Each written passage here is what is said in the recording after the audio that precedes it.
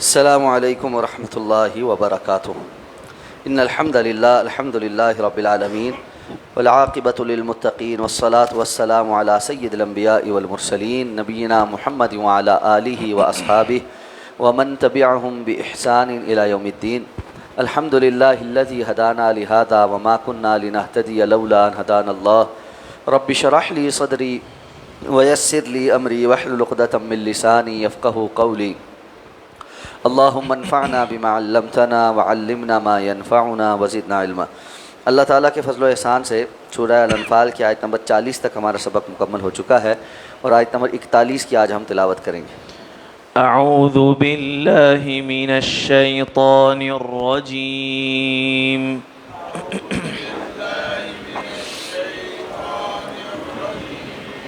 وَاعْلَمُوا أَنَّمَا غَنِمْتُم مِّن شَيْءٍ فَأَنَّ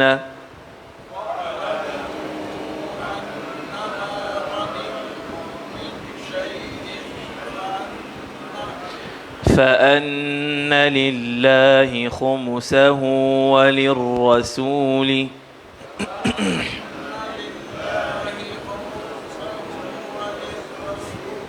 وَلِذِي الْقُرْبَى وَالْيَتَامَى وَالْمَسَاكِينِ وَابْنِ السَّبِيلِ إِن كُنتُمْ آمَنتُم بِاللَّهِ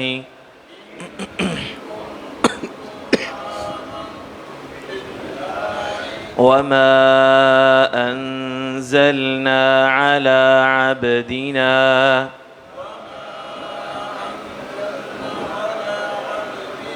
يوم الفرقان يوم التقى الجمعان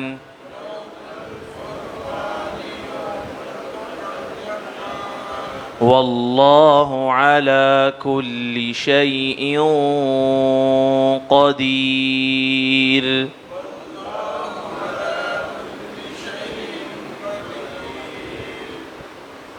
وَاعْلَمُوا، اور جان لو، انما غنمتم من شیء، کہ تم جو کچھ بھی غنیمت حاصل کرو، فَأَنَّ لِلَّهِ، تو یقیناً وہ اللہ کے لیے ہے، خُمُسَهُ، اس کا 5واں حصہ، وَلِلرَّسُولِ، اور رسول کے لیے، وَلِذِي الْقُرْبَى، اور قرابت داروں کے لیے، وَالْيَتَامَى، اور یتیموں کے لیے، وَالْمَسَاکِین، اور مسکینوں کے لیے، وَابْنِ السَّبِیلِ، اور مسافر کے لیے۔ ان کنتم آمنتم باللہ، اگر تم ایمان لائے ہو اللہ پر، وما انزلنا علی عبدنا، اور اس پر جو ہم نے نازل کیا اپنے بندے پر، یوم الفرقان، فرقان کے دن، یوم التقى الجمعان، اس دن جس دن دو جماعتوں نے آپس میں ملاقات کی، واللہ علی کل شیء قدیر، اور یقیناً اللہ تعالیٰ ہر چیز پر قدرت رکھنے والا ہے۔ فرمایا کہ جہاد اور قتال کے نتیجے میں جو غنیمتیں حاصل ہوں ان کی تقسیم اس طرح سے ہوگی۔ گزشتہ آیت میں چونکہ فرمایا کہ قاتلوہم حتی لا تکون فتنہ ویکون الدین کلہ للہ، تو اسی نسبت سے جہاد اور قتال کا ایک نتیجہ یہ بھی ہے کہ اللہ تعالیٰ مال غنیمت عطا فرماتا ہے۔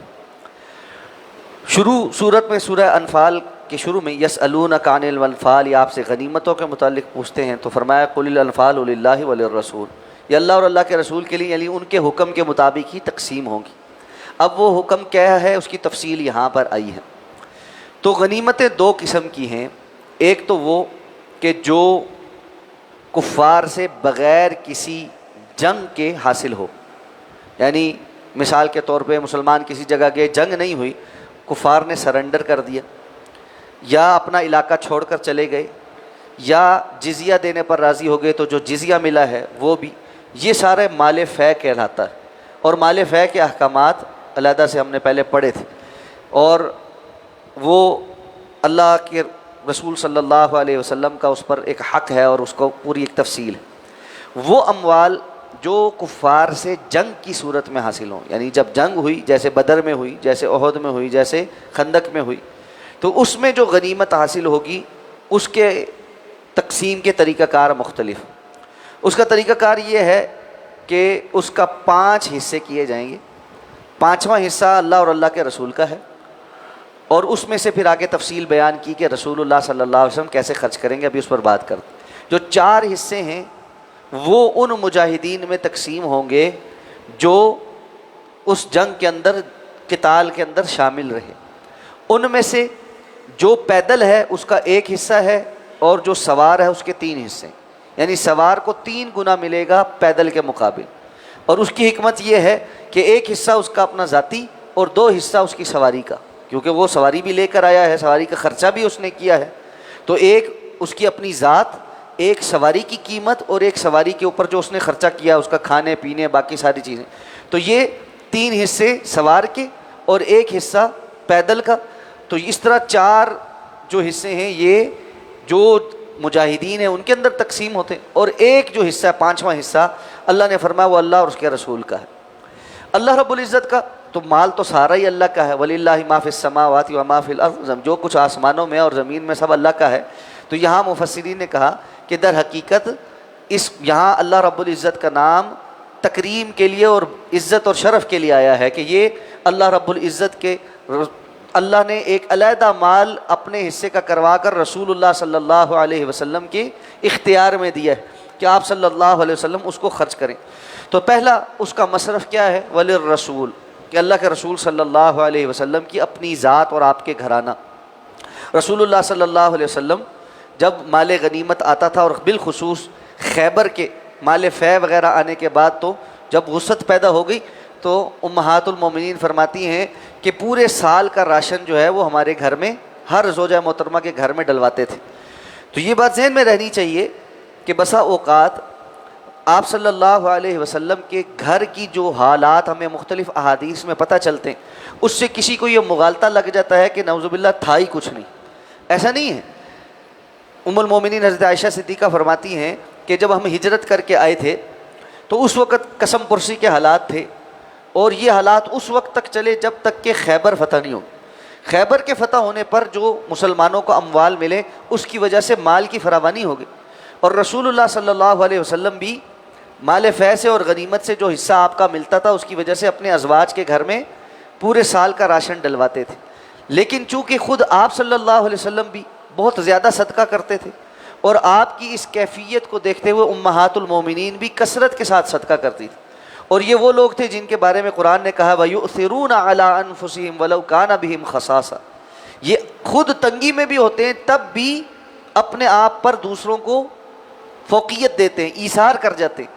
تو یہ وہ کیفیت ہے جہاں ایمان بڑا مضبوط ہو، بندہ قناعت کرنے والا ہو، صبر کرنے والا ہو، اپنے پاس نہیں بھی ہوگا تو وہ دوسروں کو دے دے. اور پھر یہ نہیں ہے کہ دوسروں کو دینے کے بعد اپنے پاس نہیں ہے تو جا کر مانگنا شروع کر دے.